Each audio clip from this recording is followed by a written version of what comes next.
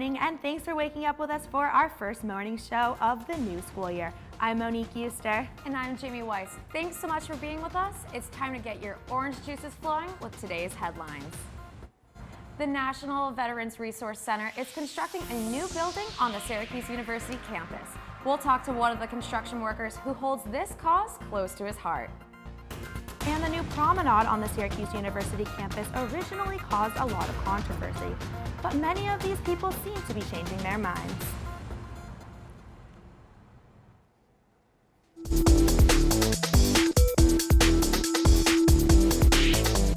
Construction is underway on a new Veterans Resource Center here on the SU campus. Our very own Kyra Izzato is joining us in studio with the story. The complex is the first of its kind facility in the United States because of the level of collaboration between the university and the local veterans community. It will offer classes and job training for military members. Syracuse University's Vice Chancellor notes the first person hired to work on the construction is a veteran. I think it's as it should be, that the first person hired on the NVRC construction was a veteran, because it represents our commitment to support and empower this community, the veteran military-connected community. Dan McDonald served 6 years in the Marine Corps, and now he owns his own business. McDonald Land Surveying and Engineering, yes, I'm the owner. Started this business in the premise of hiring vets. McDonald is the first person hired to work on the construction of the NVRC. My role is to do what's called a topographic base map for design. There's never been a project I've been more proud to work on. When I found out about this, I think it was around 2 years ago, I right away got on the phone and said, you know, this is a Veterans Resource Center. Are you going to have veterans working on it? Vice Chancellor Haney says the complex speaks to Syracuse University's continual commitment to the military community. You know, we are an institution that's going to build a building, put a name on it, call it the National Veterans Resource Complex. You don't walk away from that commitment. I think I can speak for all the veteran community that we're thrilled. We can't wait till the building's up and running. I couldn't be happier or prouder. The complex is one of 3 projects that is receiving funding as a part of Governor Cuomo's $500 million Upstate Revitalization Initiative. It is set to be completed and open by 2019. Back to you guys.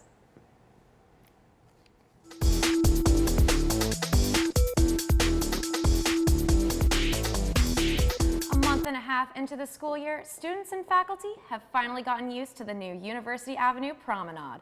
But that didn't come without some backlash. Chief Facilities Officer for Syracuse University, Pete Sala, addressed the feedback he's received since debuting the Promenade this fall. A lot of the naysayers have turned the table, and I've received a lot of positive feedback. We as a team, Syracuse University, Sarah and Kevin Quinn's group, has received a lot of positive feedback talking about what a wonderful place it is, what a wonderful experience it is. What was really made me feel good about the project is many times we would be walking down through there with different people with ties on over opening week, and many parents, not just one, but the one particular father came and said, hey, I brought my daughter here last year as a freshman, I've got my son here now as a freshman, my daughter's a sophomore. Man, I wish I'd have done this a year ago. This is a complete game changer for the campus. Workers have been along the promenade since classes began in order to finalize the $6 million project. Brand new handrails and extensive planting will be done throughout the month, as well as testing on the heat tray system. According to Sala, students will be able to reserve space along the promenade to table for organizations in the coming months. And the beginning of the year is a beautiful and exciting time here on campus, but for some, it can also be a dangerous one. The first month and a half of the college year has been called a red zone for sexual assault and violence on college campuses.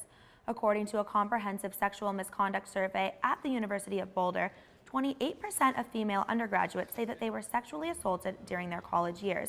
A different campus sexual assault study showed that over 50% of assaults happened during the first 4 months of the school year. So what is Syracuse University doing to combat this violence?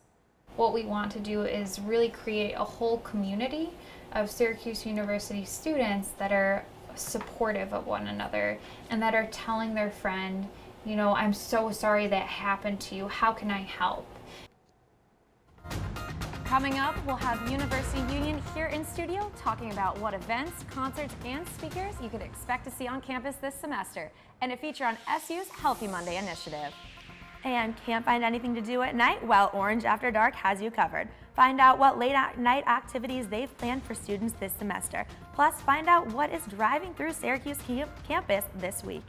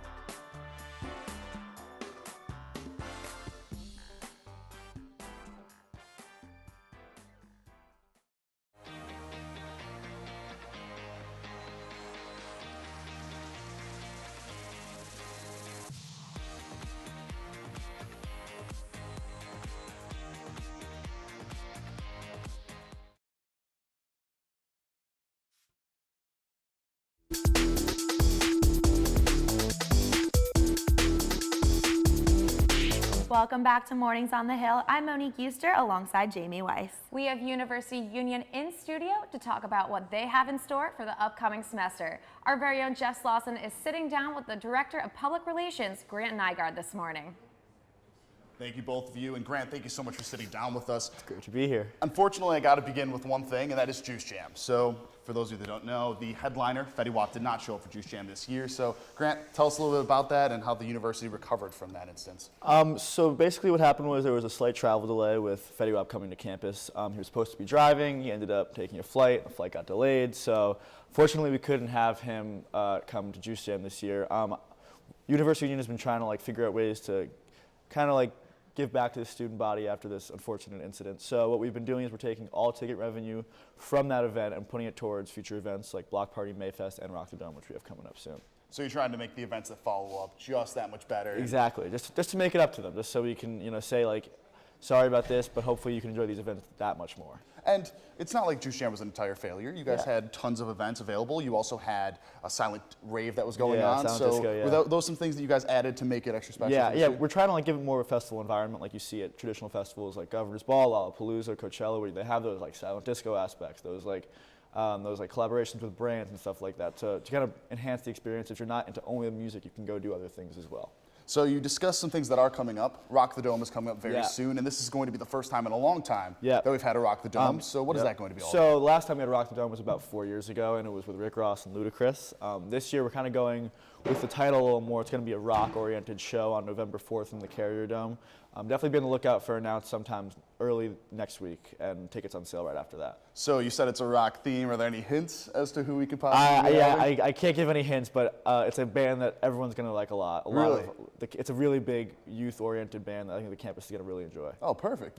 Yeah. I mean, having Ludacris obviously is huge. It's so huge, hopefully we can have somebody like that. And then on top of Rock the Dome, you guys have other great things that are planned to follow us up. So give us a couple of those. Give us your favorite if you can, if there's a favorite. Yeah, well, I mean, I'm partial to concerts. concerts. So I'm really excited for our Bandersnatch concert with Sam Felt and Hotel Garuda. Sam Felt's kind of is a Dutch house DJ, which I really like a lot. I think the campus is going to be really well received. You hear his music at parties all the time, so I think he's going to be a big hit. Also on October 29th, we have our family weekend comedy show, which we're announcing very, very soon. So definitely be on the lookout on our social media for that. So what made you guys kind of branch out? And because usually when I think of University Union, I'm thinking of the concerts. So Yeah. what made you guys branch out to have a comedy show during family weekend and things like that? Well, actually, this is not like a new thing. We've kind of done it in the past. We had Keenan Thompson last year during Family Weekend. The speaker series we had with James Franco. That's another example of a speaker we had. So we're trying to like diversify and try to bring comedians and actors and personalities that I think the whole campus will enjoy. And lastly for you, being a senior, this is my final Mayfest. Yeah. What's it going to be like? Are we going to have something great and really good prepared? So since we have all this money, we have with this ticket revenue we're putting towards all these other events, we're definitely going to try to make sure this Mayfest and block party this next semester is going to be the best one yet. I seriously cannot wait, and I'm really excited, obviously, because this is my last Exactly, one. yeah. I want it to be as good as possible, and I think you guys are going to be Totally heading get it. Thank you so much. Yeah, well, thank you for sitting down with us, Grant. We really appreciate it. And now we're going to head over to Jamie to have some stress release tips. Thank you so much, Jeff. So when it comes to Healthy Mondays, as schoolwork begins to pile up, you may need new methods for handling the stress. If you're starting to feel a little bit pressured, you might want to try out this Buddhist method to help you keep your cool. Every Monday morning at noon in Hendricks Chapel, an open meditation session brings together a group of students who come to find peace. The meditation requires no previous experience and is open to all students and staff of Syracuse University as part of the Healthy Monday initiative. Catherine Landis, the leader of the Healthy Monday meditation program, says that meditation can be a very helpful tool for handling the pressures of college. I say it's magic, you know. There's nothing, you know, because people come here and they might say nothing happened or I fell asleep. But if you do this practice consistently, I think you'll find it very helpful with school-related stress. And the Division of Student Affairs offers a series of late-night programs known as Orange After Dark. Morning on the Hill's reporter Brittany Muller joins us now with more about OAD's most recent events, as well as what's to come for the rest of the semester. Yes, Monique, this past weekend, Orange After Dark hosted Grocery Bingo here on campus. The event was free for all students. B-8. Bingo! Orange After Dark hosts many events throughout the semester, and this past Friday, OAD hosted the on-campus Grocery Bingo. It is the event where I believe students are the most engaged, even though it is kind of an open door policy. You can come at whatever time and leave at whatever time. The programming began with a focus of off-campus, but today has expanded to now include many on-campus events and also has created a student board which consists of students and RAs. So having the insight from people who are freshmen to people who are seniors, like they kind of know what their age group is looking for and how to get their age group involved, I think that allows OAD to see things from a different perspective. Grocery Bingo is similar to a typical game of bingo, but if students won, they received a goodie bag filled with treats. OAD also always finds a way to incorporate some school spirit. I say 44, everyone shouts go Q. So 44, go Q! OAD wasn't quite sure how many students were going to show up at Grocery Bingo on Friday night, but before they knew it, students were asking for more chairs. About an hour ago, we were like, wow, maybe nobody will come, but now we're looking for chairs. We are sold out, or so you can say, because we are at the venue's capacity. We are at the point where if anyone else comes, we actually have to turn them away. OAD will have to look for larger venues to adapt to the students' growing interest in attending on-campus events. With some popcorn, cookies, pretzels, and chips, students got to sit back and relax with friends while playing a game of bingo. I-20. And it's bingo for me. For more events that Orange After Dark is hosting, be sure to check out their website at oad.syr.edu.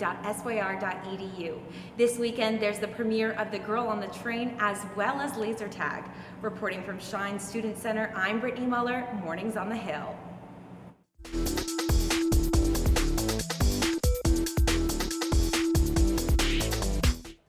Are you interested in a digital startup?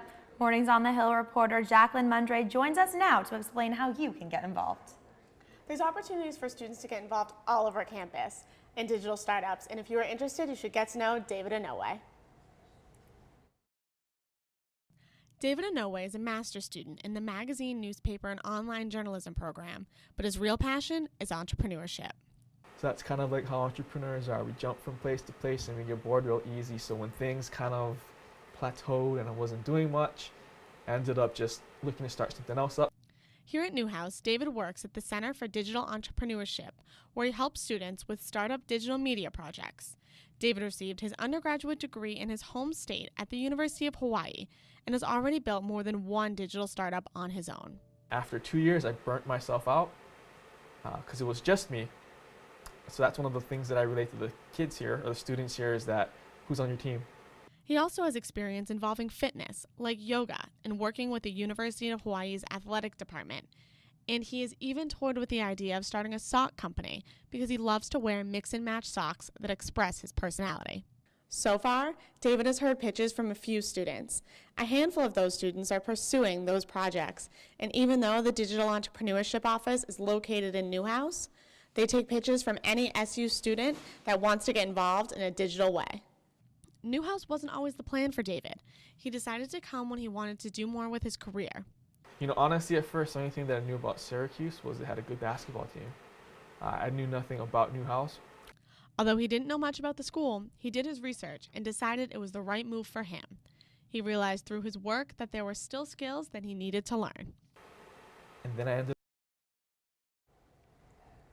David is all ears for any digital project students are interested in starting up. And if you're interested, you can stop by his office located across the hall from Professor Brannigan's office in Newhouse 1, 219.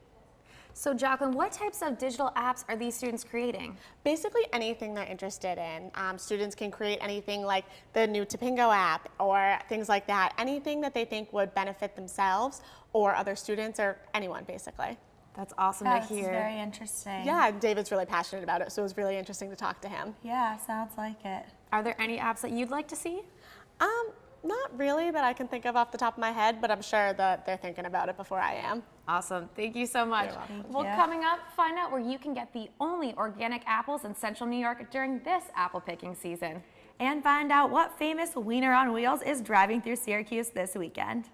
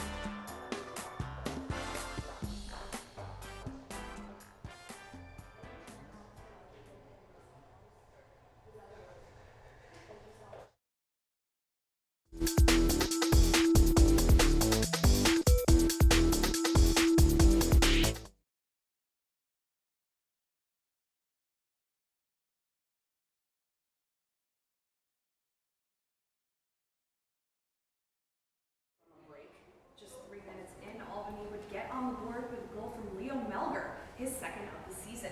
Syracuse would even The score 30 minutes later with a goal by Kamal Miller, logging his first goal of the season. Yet Albany would score once more to take the upset against the Orange. Now let's head over to this weekend to see what's coming up in Syracuse sports. On Friday, men's soccer looks for redemption as they travel to Kentucky to continue ACC play against Louisville. The Cardinals are coming off a 6-0 shutout against Belmont. Now let's head into Saturday. The Orange football team head down to North Carolina in their third straight road game to face conference rival Wake Forest. Syracuse is coming off a tough loss against Notre Dame. The two teams racked up 5 touchdowns in the first 5 minutes of the game.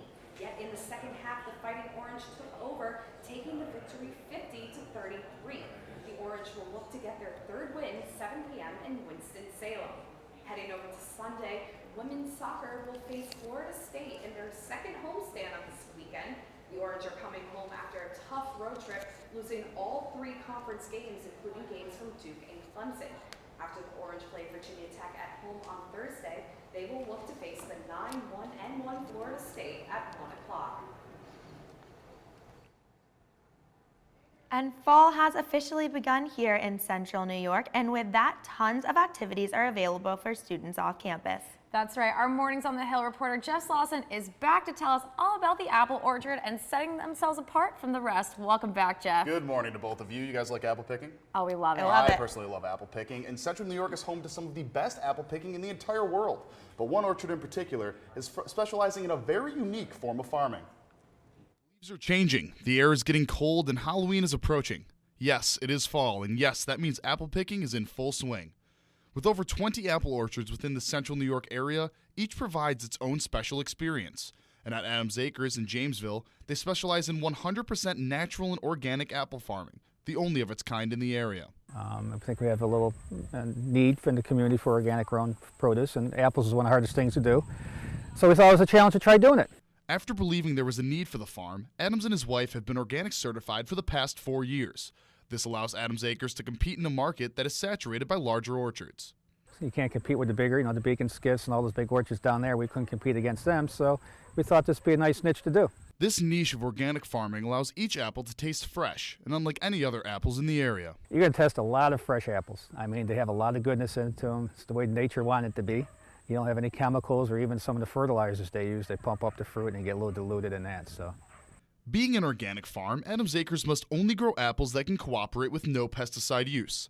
Lesser-known apples such as Liberty, Priscilla, and Spartans cover the 2.5-acre farm, which to customers allows for a much more personal experience. Experience with kids that isn't just crazy commercialized. Ponies are great, petting zoos are great, but this is about being in the orchard and picking apples and no other distractions. And now due to the very dry summers, Adams Acres is only open for the next few weeks, but now we're going to send it over to Brittany for some Weekends on the Hill action. Brittany, got any big plans for the weekend? Yes, I'm heading over to the movies this weekend and to check out the film The Girl on the Train, which premieres this Friday at 10:30 p.m. at Destiny USA. For only $3, you can get a bus ride to the mall and entrance to the movie. This event is courtesy of Orange After Dark. And if you're an aspiring journalist, you can learn from the best this Saturday at the Associated Press Fall Journalism Workshop. Registration opens at 8:15 in the morning and events go until 5 p.m. This is a can't miss event for those who want to meet some of the country's best journalists. The event takes place in Newhouse. Then on Saturday night, you can cheer on the Orange as they take on Wake Forest at 7 p.m. If you're a laser tag fan, head over to Goldstein Auditorium at 8 p.m. for some fun and games. HBO's hit Veep will also be playing. The event is free and open for all SU students. And to wrap up your weekend, represent your home college at the Outdoor Nation Campus Challenge all day on Sunday. The school with the most representation wins the National Outdoor Championship. And here's a funny question for you this morning. Have you seen the winner on wheels? Our reporter Kyra Azado is live and ready to ask a couple of postgrads about it. Thanks, Brittany. I'm here with Christian and Kayla, who recent college graduates. and they are driving an Oscar Mayer Wiener truck across the country. So why are you guys driving this truck across the country? Yeah, so we were 2 of the lucky 12 hot doggers selected who cut the mustard to drive this really cool Wienermobile behind us all across the country for a year. So we get to do retail events, festivals, fairs, parades, all that cool stuff. All right, well, let's take a look inside. So what is it like to drive this truck? It's crazy. I mean, you got people waving and honking their horns, you know, jaws dropped when they see us on the road, just every range of reactions to it. All right, let's take a look inside.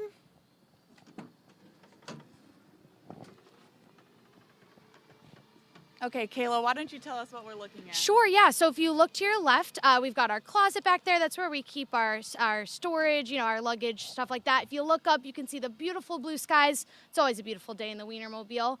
You can see our captain seats. We got 6 captain seats. Our bun box up there, which is like a glove box, but a little cooler. And on the floor, as you leave, you can check out the ketchup and mustard floor. All right, Christian, what is it like to travel across the country? Yeah, it's really amazing. So the Wienermobile has been around for 80 years. So, you know, everyone's grown up with the Wienermobile. It's really an American icon. It's part of American history. So, you know, driving along the highways, people are incredibly excited to see us. You know, we meet people who are old, who saw the Wienermobile when they were kids, and just thought it was the most amazing thing. You know, they're 60 years old now and seeing it, and it's just as cool. And then we get to make those memories with, you know, 10-year-olds, their first time seeing the Wienermobile, so it's really great. All right, so where are you guys planning on heading next? So this whole week we'll be in the Syracuse area through Sunday. So we're going to have events at local Walmarts around the area. So if you download our app, it's just called Wienermobile. It's a free app to download on the App Store or Google Play, and you can check out our whole schedule and come see us. All right, well, thank you guys and good luck in your travels. Keep an eye out for Christian and Kayla if you're in the Syracuse area. I'm Kyra Azada reporting live from the Syracuse campus. Back to you guys. That was pretty great. Hot dog, hot rod. I love it. Incredible. Well, changing things over, the vice presidential candidates Mike Pence and Tim Kaine took part in the vice presidential debate last night. Mike Pence looked to bounce the Trump campaign back after a poor performance by Trump in the first presidential debate. So, did you guys watch the debate last night? I watched it a little bit. It was quite entertaining. They made a couple "you're fired" jokes, Right. but honestly, I have no idea what they're going to do with this country, regardless of who gets voted in. It seemed like a he said, she said, and then I said about him, and then she said about him, and it just, I feel like it turned into a lot of finger pointing. I did watch the whole thing, and I had a headache after, so it was pretty exhausting just to watch. I can only imagine actually being there or being the moderator. It kind of seemed to me like 2 dads that were really just rallying for their teammates, and they wanted their team to win. So it was interesting. There was a lot of spirit. Did you guys see on Twitter there was a huge thing about the dad jokes and how everybody was making jokes that it was like watching 2 dads bicker, and I kind of agree. I mean, they're both very dad-like, and compared to the presidential candidates, they're very different, obviously, so I thought it was pretty interesting. Well, I agree with that. Well, speaking of dads, I know I was talking to my dad last night, and so this is my first election that I'm voting in. My absentee ballot came in yesterday, and it's crazy how many millennials probably won't be voting this year because they really don't like either candidate. Yeah. You know, a lot of people think that the thing to do when you don't like either candidate is not to vote, but you know, that's not what we should be doing. And that's not what any political science professor wants to hear. Everybody wants you to go out and vote for your first one, and I guess like the idea is if you don't vote, you can't complain. So I guess they're kind of subjecting themselves not to complaining for the next 4 or 8 years if they don't like how it goes. But I guess that's fine. I mean, regardless, we're going to see 2 more presidential debates coming up, which are great TV for everyone. So yeah, I guess that's all right. good. Well, very true. Thanks for talking about that. That's all the time we have today. Thanks for squeezing the most out of your morning with us. I'm Monique Euster. And I'm Jamie Weiss. We'll see you here next week. Have a great day, Syracuse.